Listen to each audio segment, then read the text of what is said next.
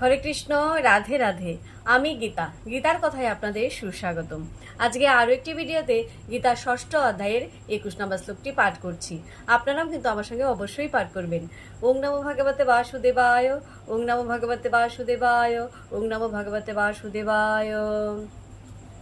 সুখম নাত্যন্তিকম যৎ তৎ বুদ্ধিগ্রাহ্যম অতীন্দ্রিয়ম বিত্তি যত্র ন চ এব অয়ম স্থিতঃ চলতি তত্ত্বতঃ।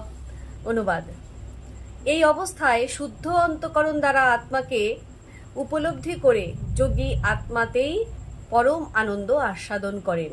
সেই আনন্দময় অবস্থায় অপ্রাকৃত ইন্দ্রিয়ের দ্বারা অপ্রাকৃত সুখ অনুভূত হয়।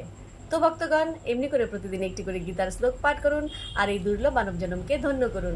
আর আমাকে কমেন্ট করেছেন বিদিশা মুখার্জি, রাধে রাধে। আপনাকেও রাধে রাধে। হরি বল।